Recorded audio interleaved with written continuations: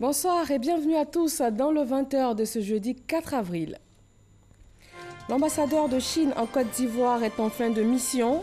Il a été reçu par le chef de l'État ivoirien. Il lui a réaffirmé la détermination de son pays à renforcer la coopération avec la Côte d'Ivoire. Le diplomate chinois se félicite des relations fructueuses entre la Côte d'Ivoire et la Chine. Ils sont à Abidjan, la capitale économique ivoirienne, pour la 12e édition du Ibrahim Governance Weekend. L'ancienne présidente du Libéria, Ellen Johnson Sirleaf, lauréate du prix Mo Ibrahim, et le président de la fondation Mo Ibrahim ont été reçus tous les deux par le chef de l'État. Réforme de la commission électorale indépendante CEI, tous les acteurs sont unanimes sur la nécessité d'une recomposition du bureau central. D'autres points sont également évoqués, notamment la restructuration en profondeur de l'institution.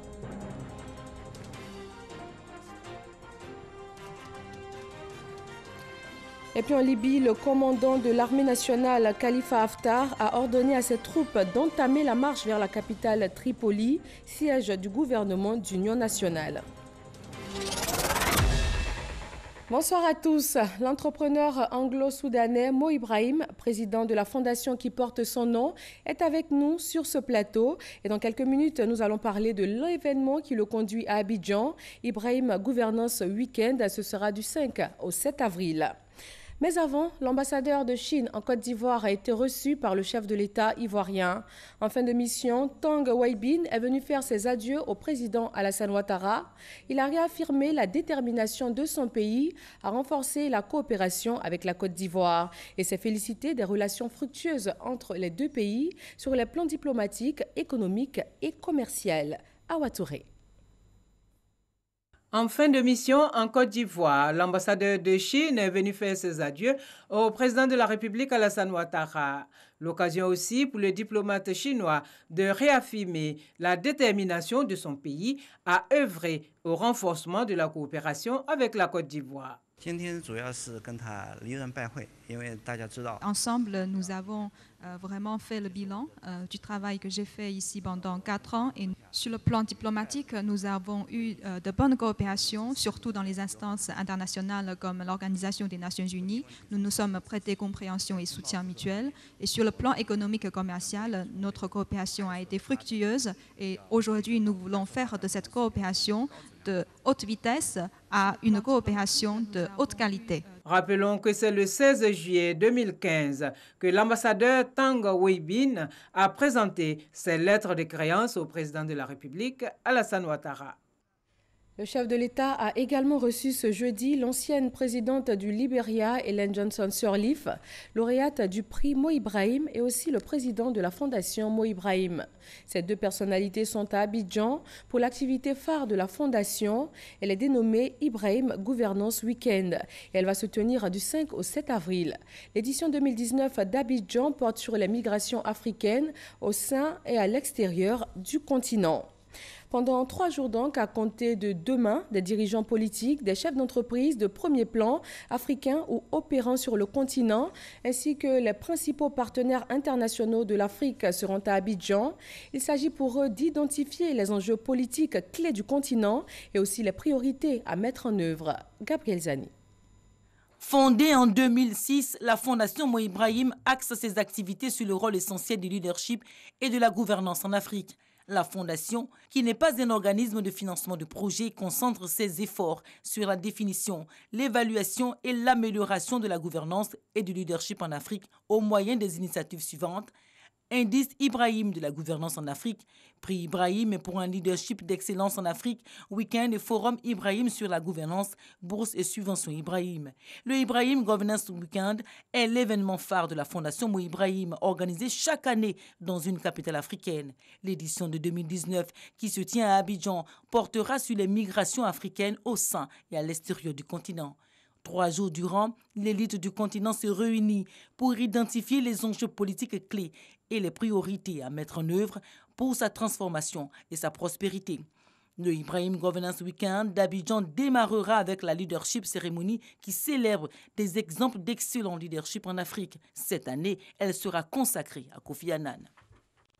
Et nous avons le plaisir d'avoir sur notre plateau ce soir le président de la Fondation Mo Ibrahim. Bonsoir, Monsieur Mo Ibrahim.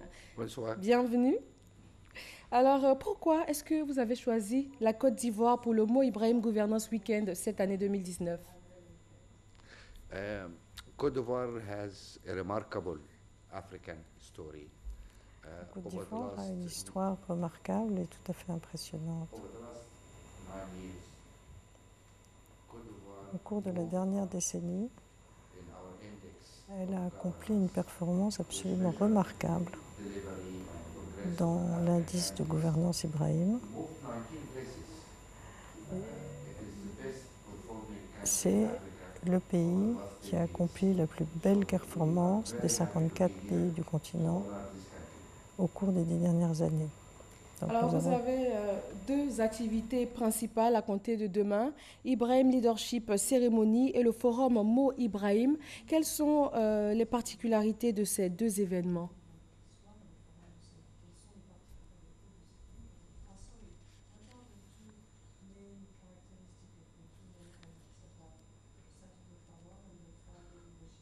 We have a leadership ceremony tomorrow evening.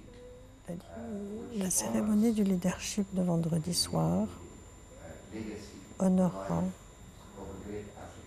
le leadership d'un très grand Africain, Kofi Annan. Puis nous avons une conférence samedi qui se consacrera sur un des défis les plus importants du continent africain, qui est comment faire pour fournir des perspectives économiques durables à la jeunesse africaine et en particulier pour leur fournir des perspectives en matière d'emploi. Dans quelle mesure, dans le fond, est-ce que le moteur principal des migrations africaines, ce n'est pas la recherche d'un emploi qu'ils n'arrivent pas à trouver dans leur propre pays ou sur leur propre continent? Le dimanche, on aura une série d'événements parallèles, d'ateliers, de réunions de travail consacrés aux principaux défis du continent africain, avec effectivement un éclairage particulier sur la question des migrations. Et puis pour terminer le week-end de façon un peu festive, un grand concert public qui est ouvert à tout le monde, avec de grands artistes, Fally Ipupa, Youssou N'Dour par exemple. Alors avant de parler de ce thème important que vous avez choisi, est-ce que vous pouvez nous en dire un peu plus au sujet de la lucarne que vous ouvrez sur Kofi Annan?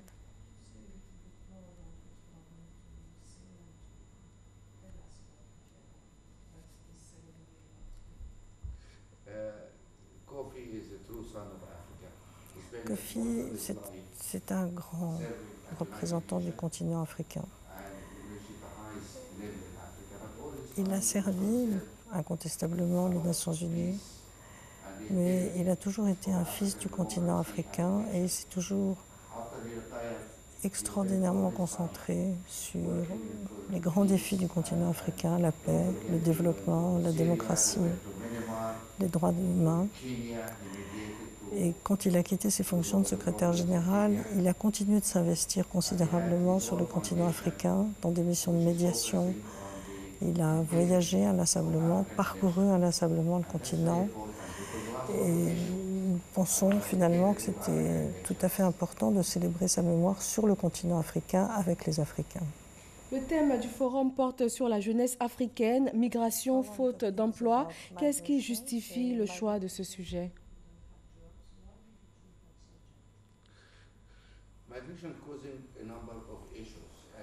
La migration provoque un certain nombre de problèmes et nous avons été frappés par le fait que, dans le fond, vu du côté européen, la vision des migrations mérite sans doute d'être corrigée. L'Europe s'est beaucoup émue à un moment donné des migrants qui ont traversé, et s'émeut encore beaucoup du volume de migrants qui traversent la Méditerranée. Mais en réalité, c'est d'abord un sujet pour le continent africain.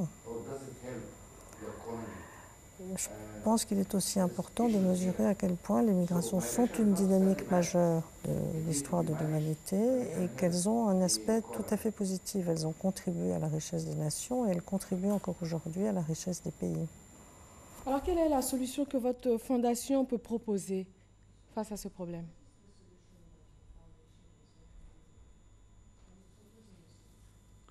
This what we'll be discussing on Saturday.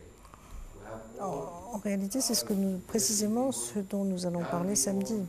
Et c'est la discussion de samedi qu'il faut ouvrir, qu'il faut écouter avec attention et qui sera précédée de la discussion entre jeunes le vendredi. Comment est-ce qu'on va créer des emplois pour cette jeunesse qui attend? Il y a encore une fois beaucoup trop de jeunes qui sont sans emploi. Ce n'est pas acceptable sur le continent. Et il y a aussi un vrai sujet qui est un peu the elephant in the room. Est-ce qu'on peut continuer avec une croissance démographique sur ce rythme? Il faut absolument qu'on ait une conversation honnête sur ce thème qui est fondamental et qui est à la base de tout. Alors, votre nom, le nom Mo Ibrahim, renvoie à l'indice de bonne gouvernance. Pouvez-vous dire aujourd'hui si cet indice impacte réellement le développement des pays africains?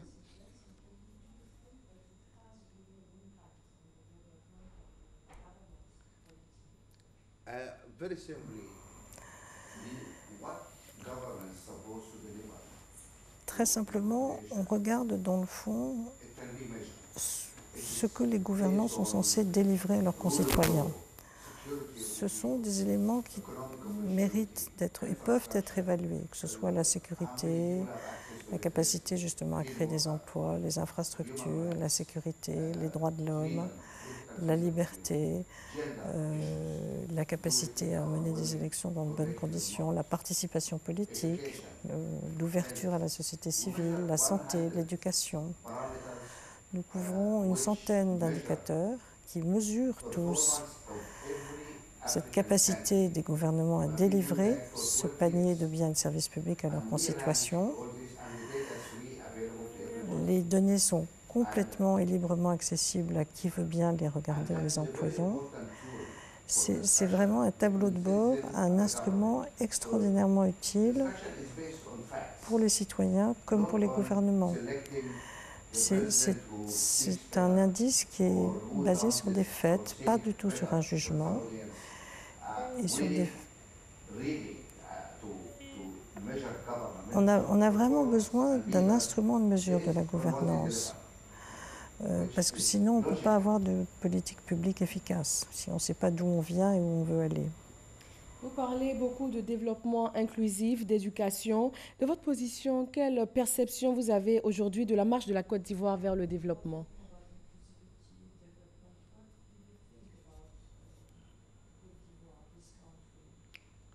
We are very impressed by the progress. Encore une fois, nous sommes extraordinairement impressionnés par le progrès accompli par ce pays au cours des 10 dernières années. Vous savez que l'indice Ibrahim permet de classer les pays en fonction de la performance réalisée en matière de gouvernance publique.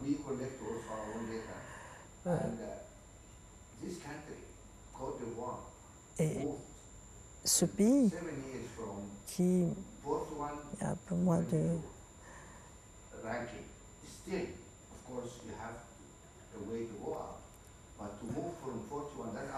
Bien sûr, aujourd'hui, il se classe encore au 22e rang du continent, mais le fait d'avoir franchi 19 places en moins de 10 ans, c'est extraordinairement impressionnant. C'est vraiment quelque chose qui mérite d'être souligné. Merci à vous, M. Mo Ibrahim, président de la Fondation Mo Ibrahim, qui réunit à Abidjan ce week-end des dirigeants du monde entier. Merci d'être venu. Merci. Merci. L'actualité politique ici en Côte d'Ivoire, c'est cette rencontre du Premier ministre avec des partis politiques et la société civile. Les échanges ont porté sur la réforme de la commission électorale indépendante CEI. Et cette réforme de la CEI est sur la table de discussion depuis le 21 janvier dernier. Si tous les acteurs sont unanimes sur la nécessité d'une recomposition du bureau central, plusieurs autres points sont évoqués. Le chef de l'État a dit sa ferme volonté de voir émerger des discussions engagées et une commission électorale qui gagnera la confiance des populations. Le dossier politique de ce jeudi nous ramène aux grandes lignes de ce processus engagé pour une commission électorale ivoirienne consensuelle et il est signé Alexis Ouedraogo.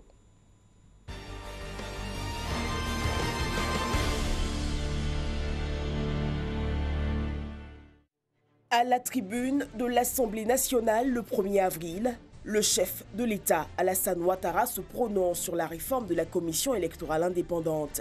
Je déposerai devant votre institution un projet de loi relatif à la commission électorale indépendante, prenant en compte les propositions qui renforcent la confiance dans cette importante institution.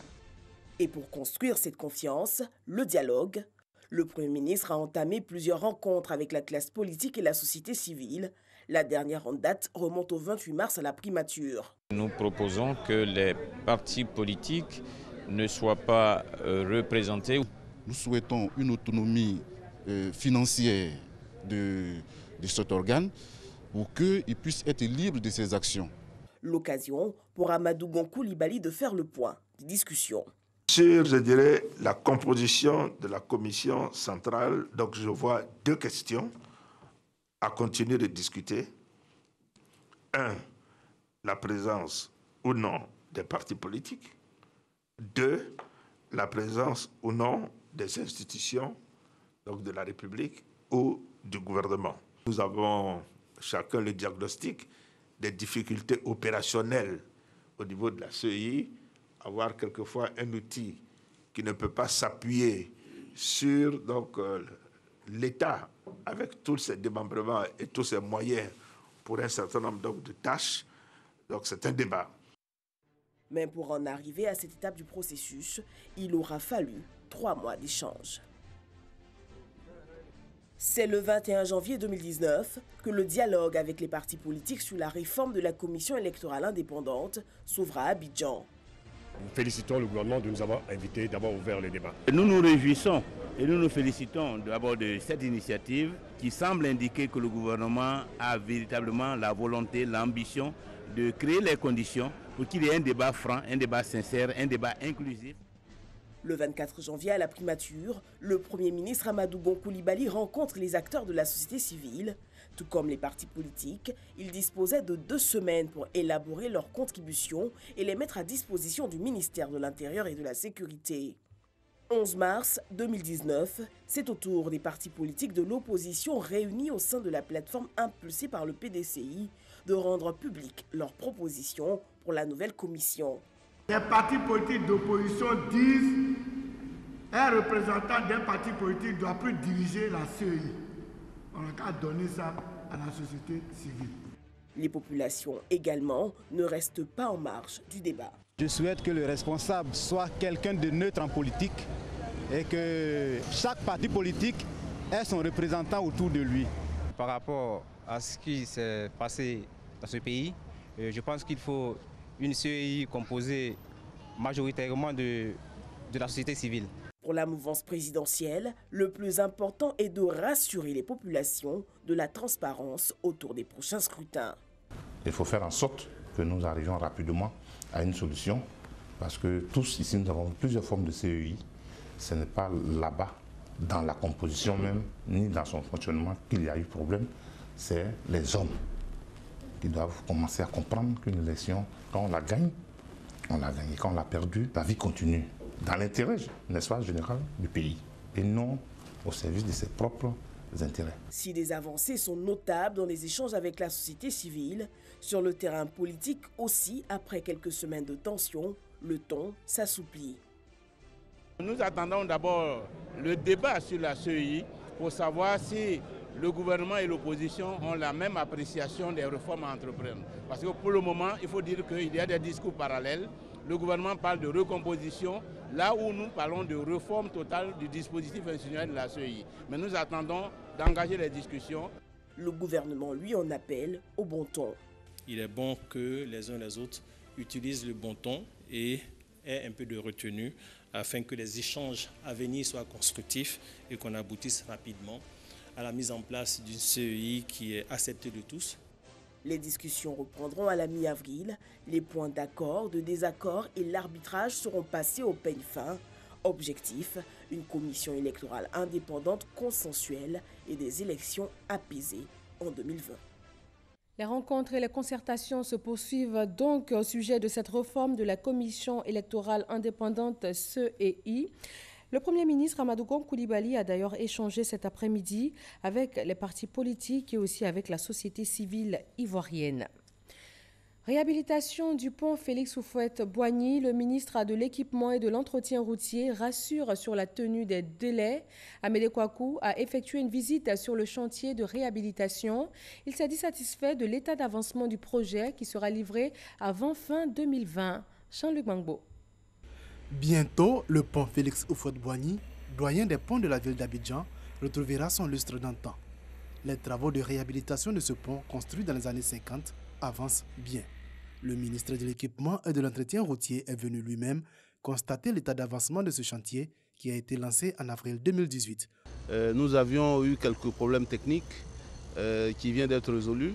Donc nous sommes venus voir l'entreprise pour échanger avec elle, pour voir le nouveau planning d'avancement des travaux. Nous sommes venus, nous avons vu qu'effectivement l'entreprise, toutes les deux entreprises, aussi bien celle qui fait les fondations que celle qui va faire donc, la partie extérieure du pont qu'on appelle la superstructure, les deux entreprises sont mobilisées. Nous pensons que d'ici septembre 2020, l'ensemble de ces travaux seront terminés. L'ouvrage était à l'époque déjà à la pointe de l'innovation et pour sa rénovation, ce sont d'intenses travaux d'analyse qui ont été menés.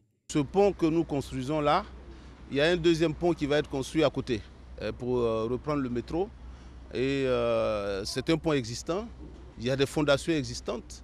Les fondations existantes descendent jusqu'à 70 mètres à partir du fond de l'eau. Ça a nécessité que nous prenions beaucoup de précautions en termes de dispositions constructives, en termes de positionnement. Donc il a fallu faire beaucoup d'investigations pour pouvoir donc positionner toutes ces anciennes fondations-là, de sorte à ce qu'on ne crée pas de dégâts au moment de la réalisation des travaux. Les travaux de réhabilitation du pont Félix Houphouët-Boigny sont financés dans le cadre du second contrat de désendettement et de développement C2D pour un montant total de 41 milliards de francs CFA. Les fortes pluies qui se sont abattues sur le district d'Abidjan l'année dernière ont fait plusieurs morts et d'importants dégâts matériels. Il s'agit cette année d'anticiper et de prévenir tout incident. Le préfet d'Abidjan s'est rendu hier mercredi dans la commune d'Atekoubé afin de sensibiliser les populations à quitter les zones à risque. Grâce Kando.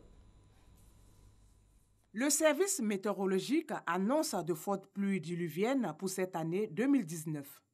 Des pluies abondantes que celles de l'année 2018 qui ont d'ailleurs endeuillé des familles. Au regard de la situation, le corps préfectoral s'est rendu à Mosikro dans la commune d'Atekoubé pour sensibiliser les populations vivant sur les flancs de collines, les bassins d'orage et les zones inondables. Il ne faut pas que cette année, on ait encore des dégâts, des décès dus justement à ces inondations. On peut prendre des mesures correctives. Et donc, après ce drame, nous ne pouvons pas comprendre que des bâtiments aient été construits parce que nous sommes dans un bassin d'orage. Donc nous voulons profiter de votre micro pour appeler l'attention de toutes les populations. Les conseils du gouvernement, les conseils des autorités publiques sont des conseils qui ont pour seul but de sécuriser la population. Quand nous demandons d'adopter certains comportements, c'est pour sécuriser tout le monde. Après la pluie l'année dernière, nous avons mis des comités de sensibilisation avec le CGQ, le comité de gestion des quartiers, qui sont nos relais ici, qui ont déjà commencé depuis plus de 2 semaines et nous les accompagnons à faire cela, à sensibiliser nos populations. Nous sommes ici sur le site qui a enregistré 6 morts le 18 juin de l'année dernière pendant la saison des pluies. Le porte-parole des victimes dit être conscient de la situation. Bien sûr, nous avons perdu nos proches, mais il ne serait pas bon que cela se reproduise. Donc nous nous sensibilisons tous, faire comprendre que le gouvernement veut notre bien en nous disant de quitter les zones à risque. Le préfet d'Abidjan compte multiplier les visites de sites à risque. Objectif, faire de la prévention pour ne plus revivre les drames en saison des pluies. Et dans cette démarche préventive, la météo joue un rôle important. L'Office national de la protection civile a équipé la Sodexam de matériel de pointe, notamment des pluviomètres automatiques pour renforcer le dispositif déjà en place. Ces nouveaux appareils vont permettre de collecter, stocker et envoyer des informations en temps réel à un opérateur prévisionniste.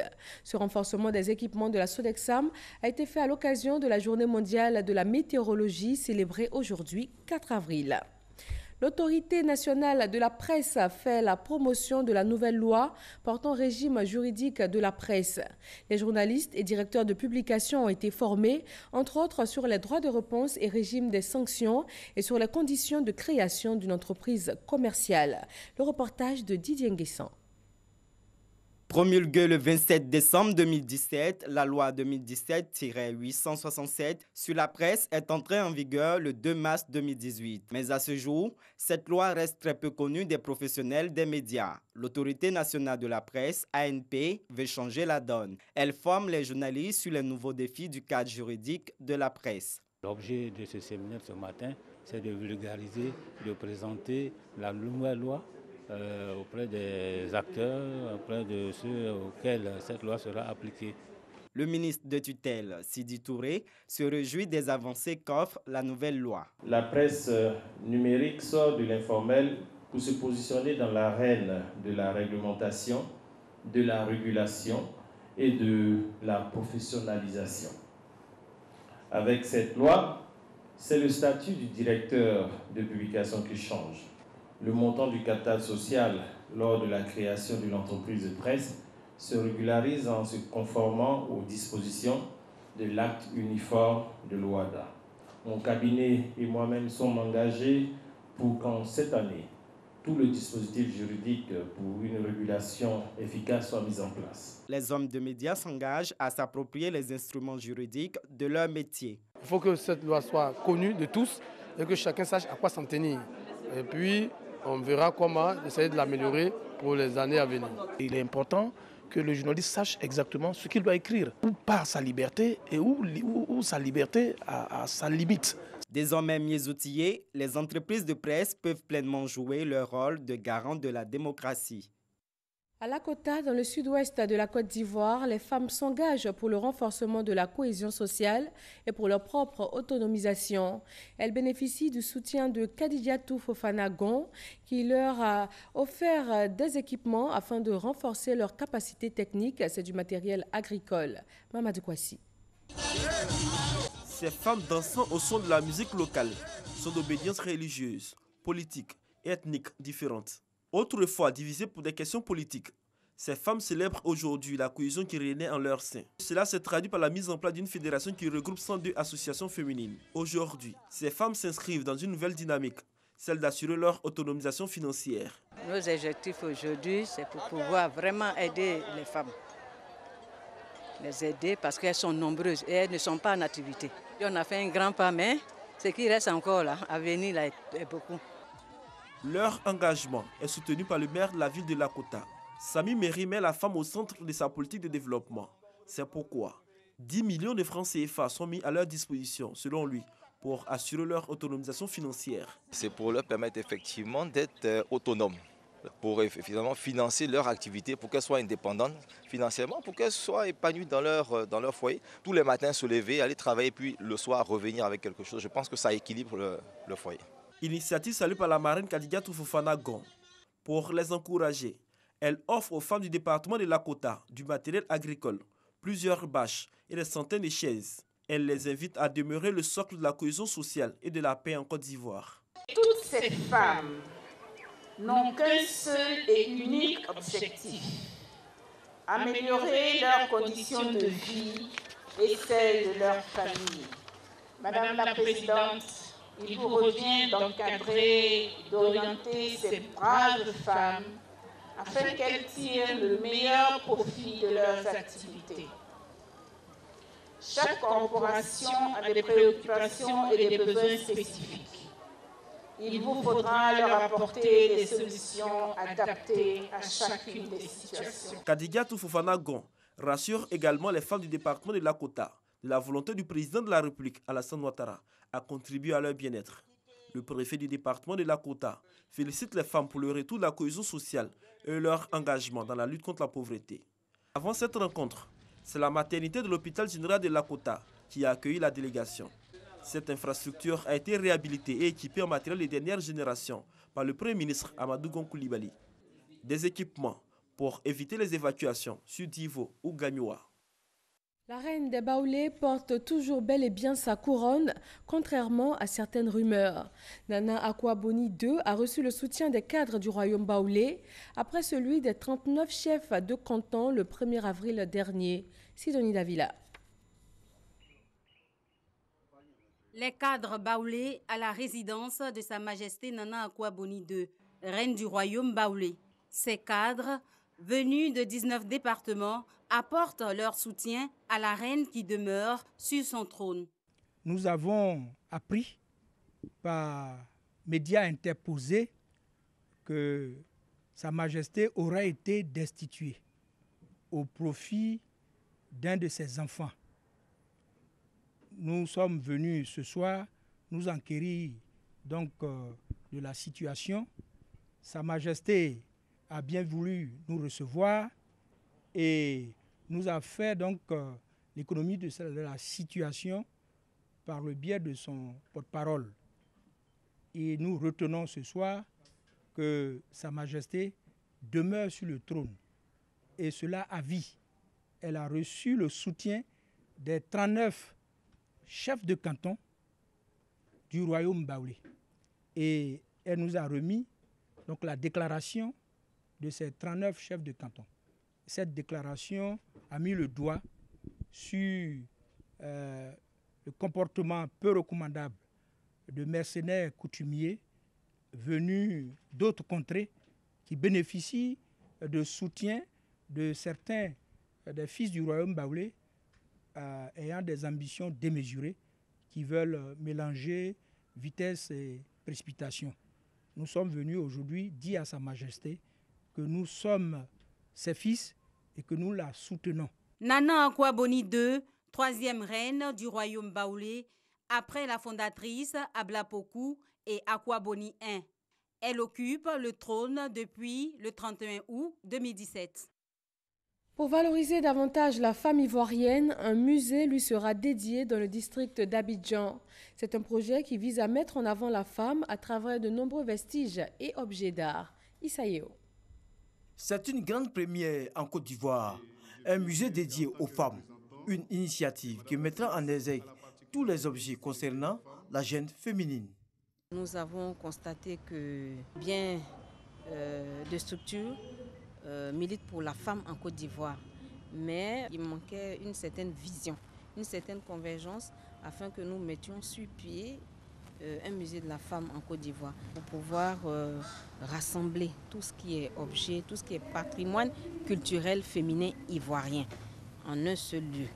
Le représentant du ministre de la Culture et de la Francophonie salue l'initiative et invite l'ensemble des acteurs du monde culturel à soutenir le projet. Un musée, ce n'est pas des objets entre quatre murs.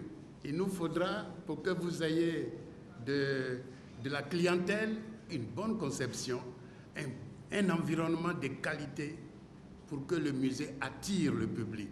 Le musée des femmes sera construit dans une des 13 communes du district autonome d'Abidjan. L'actualité internationale, c'est la Libye. Le commandant de l'armée nationale, Khalifa Haftar, a ordonné à ses troupes d'entamer la marche vers la capitale Tripoli, siège du gouvernement d'union nationale. La Libye est divisée depuis 2011 entre plusieurs entités rivales, avec à Tripoli un gouvernement d'union nationale et dans l'Est un parlement élu et appuyé par l'armée nationale libyenne. Et voilà qui marque la fin de ce journal. Demain 20h, vous serez avec Marie-Laure Ngoran. Excellente fin de soirée à tous.